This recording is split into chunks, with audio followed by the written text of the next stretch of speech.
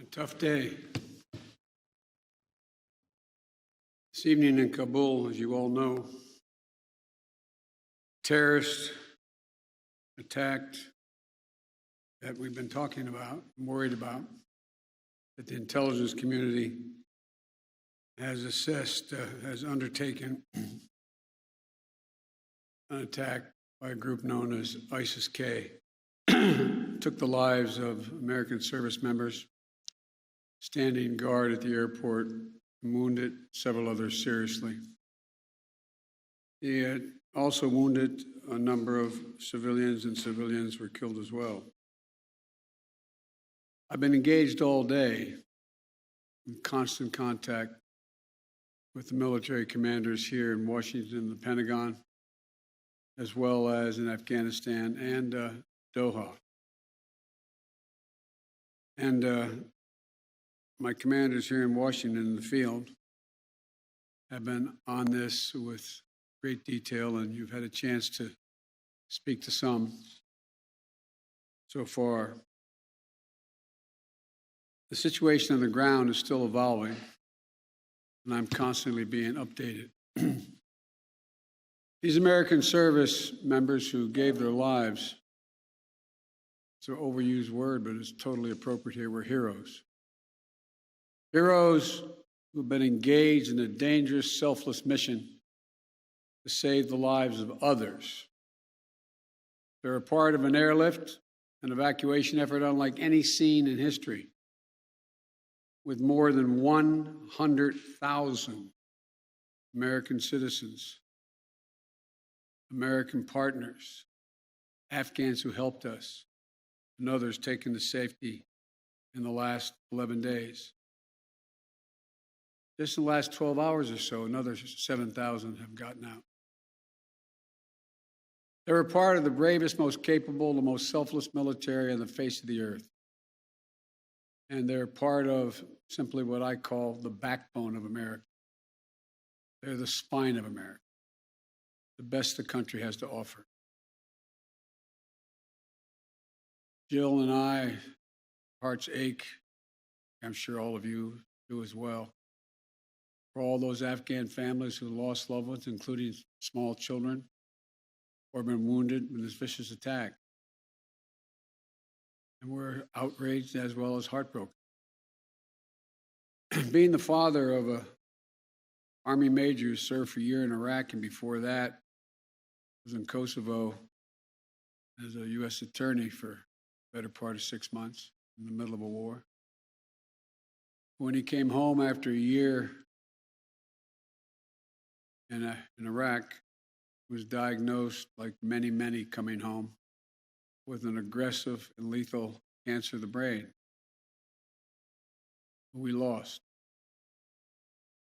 We have some sense, like many of you do, what the families of these brave heroes are feeling today. You get this feeling like you're being sucked into a black hole in the middle of your chest. There's no way out. My heart aches for you. And I know this. We have a continuing obligation, a sacred obligation, all of you, families of those heroes. That obligation is not temporary, it lasts forever. The lives we lost today were lives given in the service of liberty, the service of security, the service of others, in the service of America. Like their fellow brothers and sisters in arms who died defending our vision and our values in the struggle against terrorism. With the fall on this day, they're part of a great and noble company of American heroes. For those who carried out this attack, as well as anyone who wishes America harm, know this: we will not forgive. We will not forget. We will hunt you down and make you pay. I will defend our interests and our people with every measure at my command. Over the past few weeks, I know many of you are probably tired of hearing me say it. We've been made aware by our intelligence community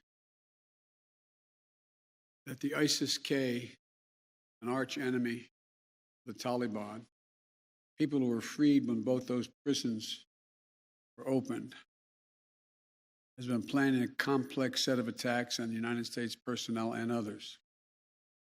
This is why, from the outset, I've repeatedly said this mission was extraordinarily dangerous, and on why I've been so determined to limit the duration of this mission.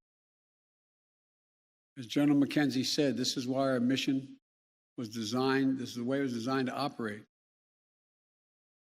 Operating under severe stress and attack. We've known that from the beginning.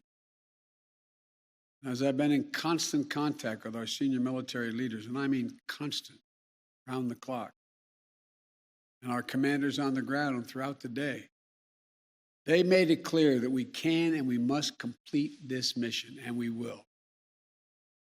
And that's what I've ordered them to do. We will not be deterred by terrorists. We will not let them stop our mission. We will continue the evacuation. I've also ordered my commanders to develop operational plans to strike ISIS-K assets, leadership, and facilities. We will respond with force and precision at our time, the place we choose, in a moment of our choosing. Here's what you need to know. These ISIS terrorists will not win. We will rescue the Americans. We will get our Afghan allies out, and our mission will go on.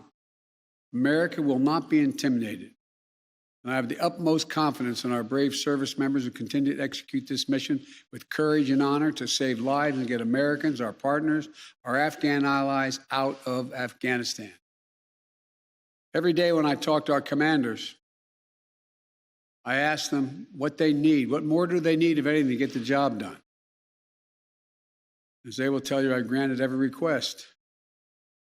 I reiterated to them today on 3 occasions that they should take the maximum steps necessary to protect our forces on the ground in Kabul. And I also want to thank the Secretary of Defense and the military leadership of the Pentagon and all the commanders in the field. There has been complete unanimity from every commander on the objectives of this mission and the best way to achieve those objectives.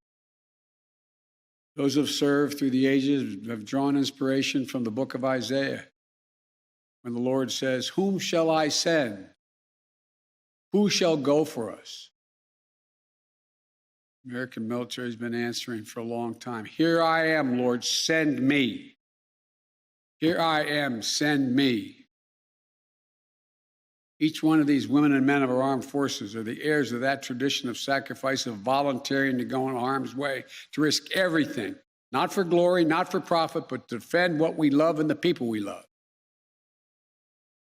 And I ask that you join me now in a moment of silence for all those in uniform and out, uniform, military and civilian, who have given the last full measure of devotion.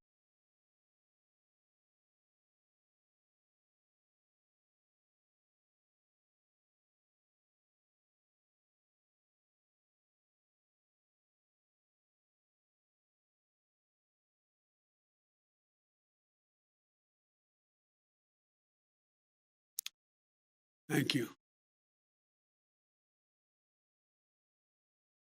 May God bless you all, and may God protect the troops and all those standing watch for America. We have so much to do within our capacity to do it. We just have to remain steadfast. Steadfast. We will complete our mission, and we will continue after our troops have withdrawn. Find means by which we can find any American who wishes to get out of Afghanistan. We will find them and we will get them out. Ladies and gentlemen, they gave me a list here. First person I was instructed to call on was Kelly O'Donnell of NBC. You have said leaving Afghanistan is in the national interest of the United States. After today's attack, do you believe you will authorize additional forces to respond to that attack inside Afghanistan? And are you prepared to add additional forces to protect those Americans who remain on the ground carrying out the evacuation operation? I've instructed the military, whatever they need, if they need additional force, I will grant it. But the military, from the chairman of the Joint Chiefs, commanders in the field, have all contacted me one way or another, usually by letter, saying they subscribe to the mission as designed to get as many people out as we can within the time frame that is allotted. That is the best way, they believe, to get as many Americans out as possible and others. And with regard to finding, tracking down the ISIS leaders who ordered this, we have some reason to believe we know who they are, not certain. And we will find ways of our choosing without large military operations to get them wherever they are. Trevor, Reuters. Thank you, Mr. President. There's been some criticism, even from people in your party, about the dependence on the Taliban to secure the perimeter of the airport. Do you feel like there was a mistake made in that regard? No, I don't. Look, I think General McKenzie handled this question very well. The fact is that we're in a situation, we inherited a situation, particularly since, as we all know, that the Afghan military collapsed 11 days or in 11 days, that it is in the interest of, as McKenzie said, in the interest of the Taliban, that, in fact, ISIS-K does not metastasize beyond what it is, number one. And number two, it's in their interest that we are able to leave on time, on target. As a consequence of that, the major things we've asked them, moving back the perimeter, giving more space between the wall, stopping vehicles from coming through, etc., searching people coming through. It is not what you'd call a tightly commanded, regimented operation like the U.S. military is, but they're acting in their interest.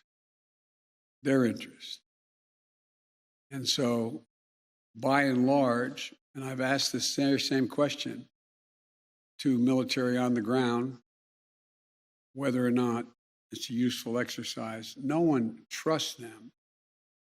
We're just counting on their self-interest to continue to generate their activities.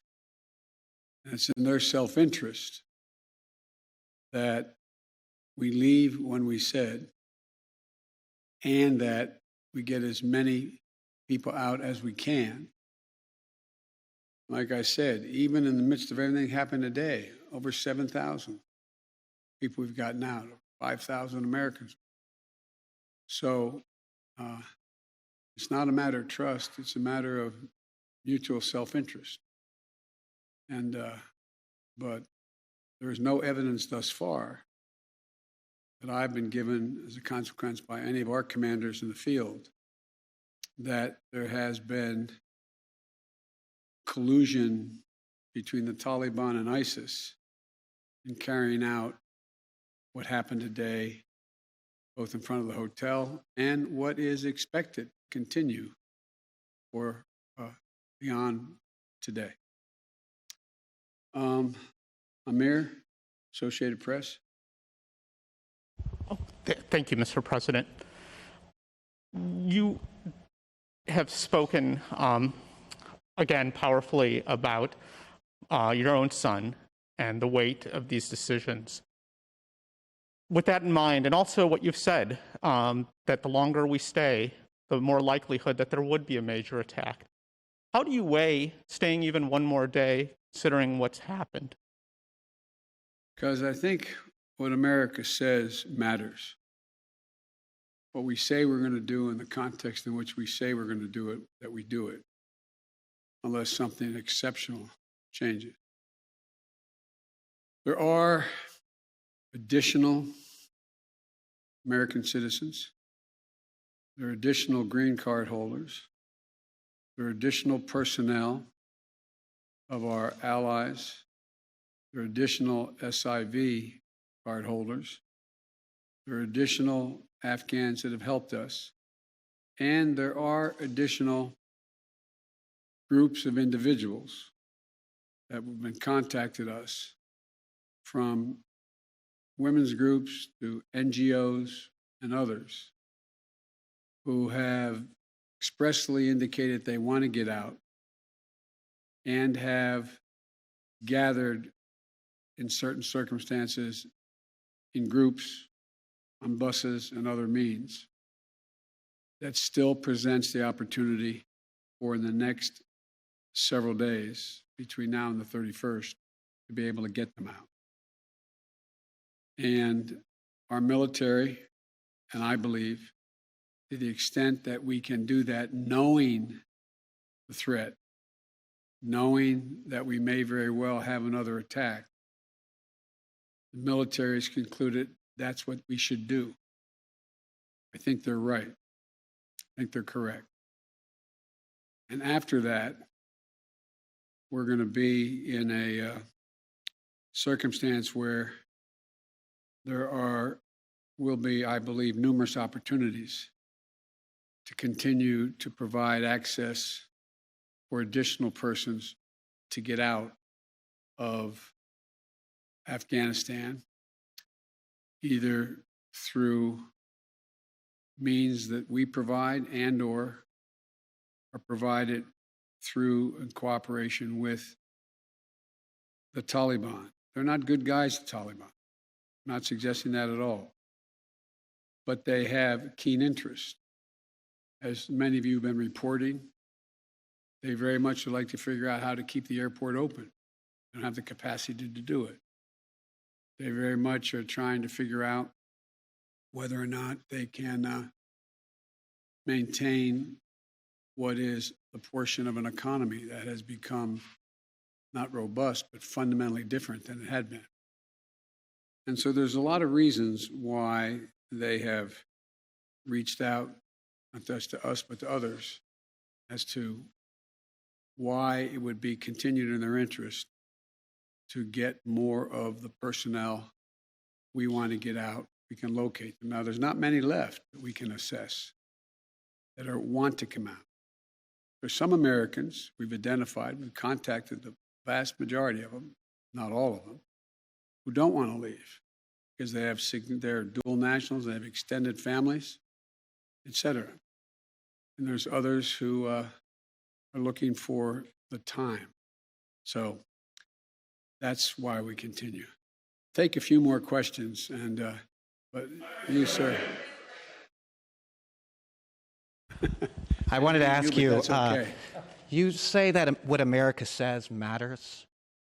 What do you say to the Afghans who helped troops who may not be able to get out by August 31st? I say we're going to continue to try to get you out. It matters. Look, I know of no conflict, as a student of history, no conflict where when a war was ending, one side was able to guarantee that everyone they wanted to be extracted from that country would get out. And think about it, folks. I think it's important. I know the American people get this in their gut. There are, I would argue, millions of Afghani citizens who are not Taliban, who did not actively cooperate with us as SIVs, who have given a chance, they'd be on board a plane tomorrow. It sounds ridiculous, but the vast majority of people in communities like that want to come to America, given a choice. So getting every single person out can't be guaranteed by anybody because there's a determination all who wants to get out as well. At any rate, it's a process. I was really pointing to you, but you, sir.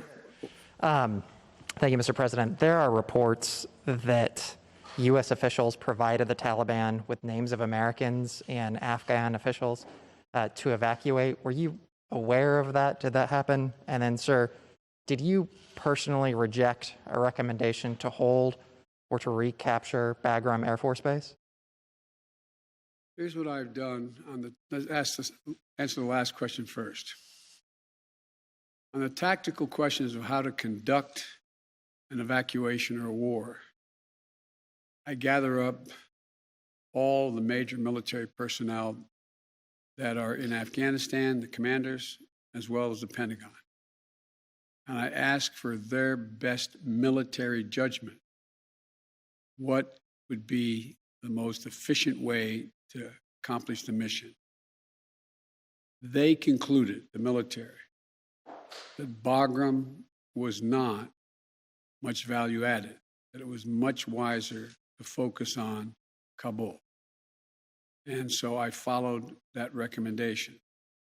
With regard to, there are certain circumstances where we've gotten information, and quite frankly, sometimes from some of you, saying you know of such and such a group of people are trying to get out, and they're on a bus, they're moving from other people. And this is their location.